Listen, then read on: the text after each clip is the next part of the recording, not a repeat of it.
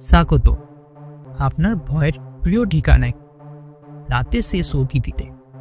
এখানে গল্প নয়, ভয়, আতঙ্ক আর অজানা অন্ধকারের মুখোমুখি হওয়া হয়। আমি সৌরভ হাজরা। আজ আপনাদের জন্য নিয়ে এসেছি ভূতের সুড়ঙ্গ, একটা পুরনো টানেল যেখানে একবার ঢুকলে ফিরে আসার রাস্তা খুঁজে পাওয়া যায় না। সেই সুড়ঙ্গের ভিতরে লুকিয়ে আছে ইতিহাস, অভিশাপ আর অতৃপ্ত আত্মার হাহাকার। এই গল্পটা আসল একটা যাত্রা, ভয়ের গভীর থেকে গভীরে। আপনারা সবাই দেখছেন, শুনছেন, কিন্তু খুব কম জনই লাইক, কমেন্ট আর শেয়ার করেন। আপনার একটা লাইক আমাদের জন্য বিশাল অনুপ্রেরণা, একটা কমেন্ট আমাদের মনোবল বাড়ায়, আর একটা শেয়ার ভয়টাকে ছড়িয়ে দেয় আরেকটা ঘরে, আরেকটা রাতে। তাই অনুরোধ রইল, লাইক করুন, কমেন্ট করুন, শেয়ার করুন, আর অবশ্যই সাবস্ক্রাইব করে পাশে থাকুন। আপনাদের ভালোবাসা ছাড়া এই অন্ধকার পথ পেরোনো অসম্ভব, কারণ ভয়ের শেষ গন্তব্য রাতের শেষ অতিথি। 2016 সালের শেষের দিকের ঘটনা। অরণ্য মুখার্জি, বয়স প্রায় 45, কলকাতার এক প্রখ্যাত ইতিহাস গবেষক। পুরনো লোককাহিনী, লুপ্ত সভ্যতার নিদর্শন আর ব্রিটিশ আমলের রহস্য ঘেরা রেকর্ড কাজের মূল জায়গা। তার একটাই অভ্যাস, যে কোনো তথ্য যদি কোথাও মুছে ফেলা বা অদৃশ্য কথাটা থাকে, সে তা নিয়ে পড়েই থাকে। একদিন সে খুঁজে পায় একটা বিস্ময়কর রেফারেন্স।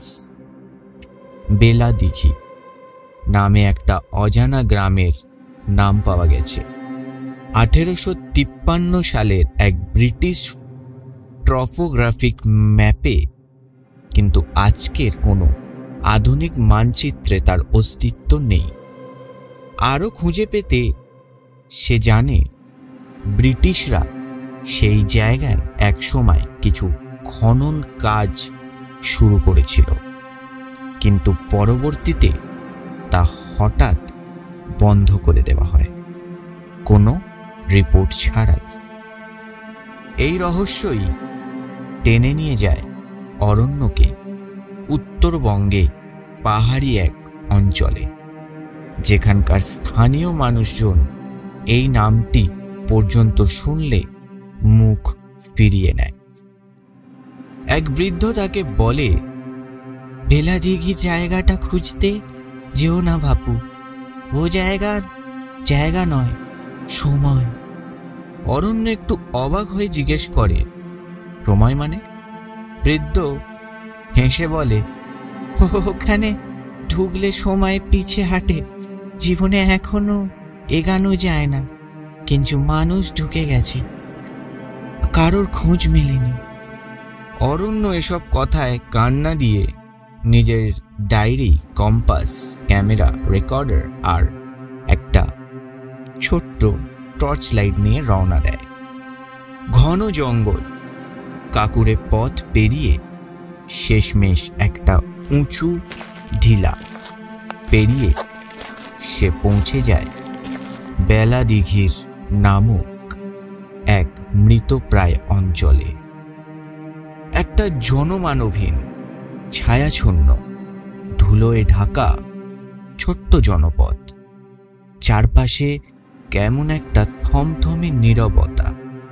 পাখিও ডাকছে না, বাতাস নেই, এমনকি নিজের পায়ের শব্দটাও যেন চাপা পড়ে যাচ্ছে মাটির নিচে। একটা পুরনো শিব মন্দিরের পাশ ঘেঁষে থাকা এক ধ্বংসপ্রাপ্ত লাইব্রেরি থেকে অরণ্য পায় একটা পুরনো হাতের লেখা নকশা। সেই ম্যাপে চিহ্ন দেওয়া আছে এক বটগাছ, আর তার নিচে সুড়ঙ্গর মুখ। নকশার পাশে লেখা একটা লাইন। প্রথম দরজা খুললে ছায়া দেখা যায়, দ্বিতীয় দরজা খুললে মৃত্যু, তৃতীয় দরজা কেউ জানে না। রাতে নামে ধীরে ধীরে অরণ্য ঠিক করে সেই বটগাছের কাছে রাতেই যাবে, কারণ অনেক প্রাচীন সুড়ঙ্গ দিনের আলোয় ধরা পড়ে না। রাতটা ঠিক 11:47। চাঁদের আলো চাপা পড়ে যায় এক অদ্ভুত কুয়াশায়। হঠাৎ বাতাসের মাঝে এক গন্ধ ছড়িয়ে পড়ে, পুরনো পচা মাটির গন্ধ, মিশে আছে জ্বলন্ত ধূপের মতো কিছু। অরণ্য পৌঁছে যায় সেই বটগাছের নিচে। গাছটার গড়ন অস্বাভাবিক, ডালপালা মাটির দিকেই ঝুঁকে আছে, যেন কিছু লুকিয়ে রাখা রয়েছে। আর ঠিক গাছের গোড়ায় পাথরের গায়ে খোদাই করা কিছু অক্ষর লেখা দেখা যায়। উদ্ধার নেই, প্রবেশী অভিশাপ। বুকে সাহস নিয়ে সে খোঁজ করতে করতে একটা চাপা ফাঁক পায়। সেখানে হাত রাখতেই পাথরের ফাঁক সরে গিয়ে খুলে যায় এক কালো অন্ধকার গুহার মুখ। গুহার ভিতরটা ভিজে, কিন্তু জল নেই। টর্চ মারতেই দেখা যায় গুহার দেওয়াল জুড়ে অদ্ভুত সব রং, কালচে সবুজ আর লাল। কোথাও কোথাও হাতে আঁকা প্রতিমার মতো কিছু ছবি, যেগুলো সময়ের সাথে ঝাপসা হয়ে গেছে। অরণ্যে এগোতে থাকে।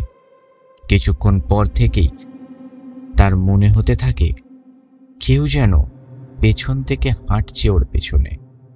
নিঃশব্দ, তার পায়ের ছাপের সঙ্গে অতিরিক্ত এক জোড়া ছাপ দেখা যাচ্ছে কাদা মাটিতে। আর তখনই সে দেখতে পায় এক পুরনো দেওয়ালে কিছু আঁকা একটা দরজা, তার উপর লেখা দ্বিতীয় প্রবেশ নিষেধ। তার নিচে মানুষের ছায়া দেখা যাচ্ছে, কিন্তু মুখ নেই। চোখ দুটো শুধু লাল জ্বলজ্বল করছে। ঠিক সেই মুহূর্তে গুহার মুখটা নিচে থেকেই বন্ধ হয়ে যায়, আর ঘরের এক কোণ থেকে ভেসে আসে এক মৃদু গলায় ফিসফিস শব্দ। রয়ে গাও, নইলে কিছু জানতে পারবে না। অরণ্য পেছনে ফিরে দেখে একটা চওড়া ছায়ামূর্তি দাঁড়িয়ে আছে। কোনো মুখ নেই, শুধু কুয়াশা আর দৃষ্টি। ভয়ানক ঠান্ডা সেই চাউনি। তার টর্চ নিভে যায় হঠাৎ, আর তখনই দেওয়ালের গায়ে জ্বলতে থাকে আগুনের মতো একটা লাইন। তুমি সময় হারিয়ে ফেলছো, এবার দ্বিতীয় দরজা খুলবেই।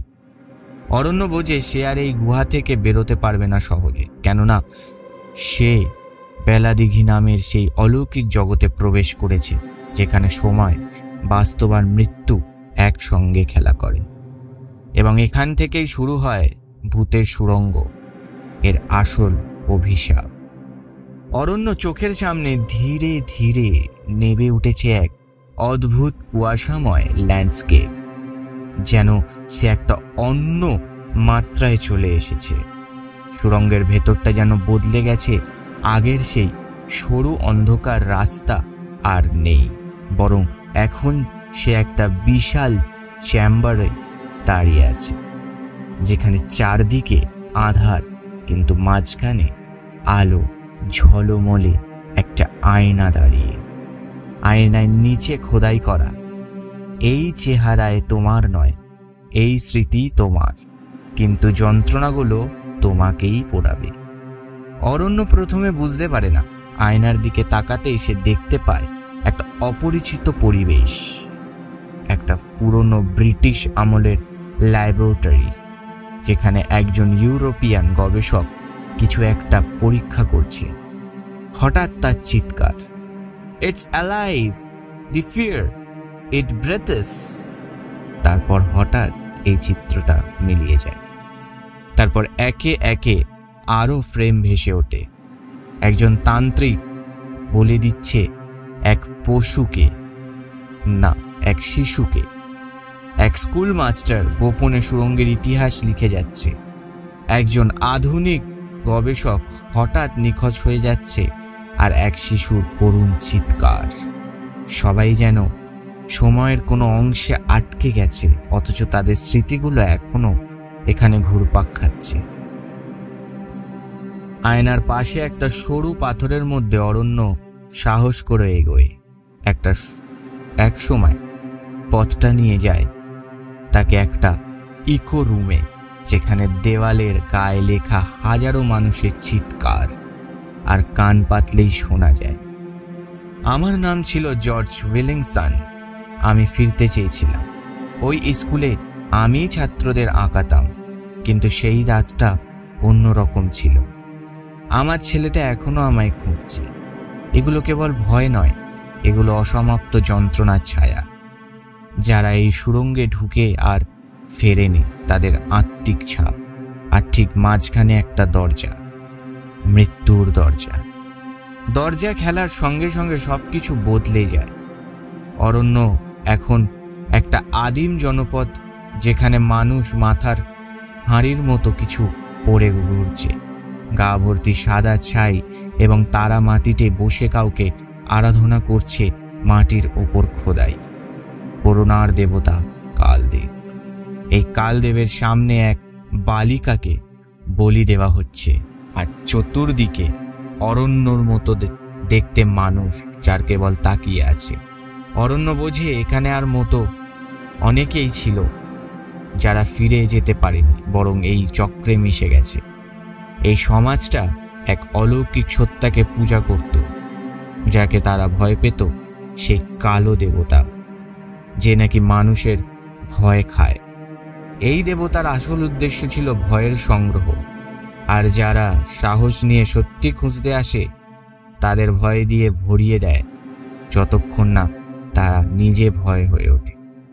এইবার অরণ্যর সামনে আসা সেই নিজেই একটা আয়না ভেঙে বেরিয়ে আসে তার ডুপ্লিকেট, তার প্রতিরূপ।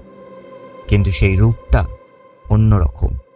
চোখে এক অদ্ভুত জ্বলজ্বলে দৃষ্টি, ঠোঁটে হাসি আর মুখে বলা, তুই সাহস নিয়ে এসেছিলি, কিন্তু এখন তুই জানিস সত্যি মানে কেবল সত্য না, সত্যি মানে ভয়।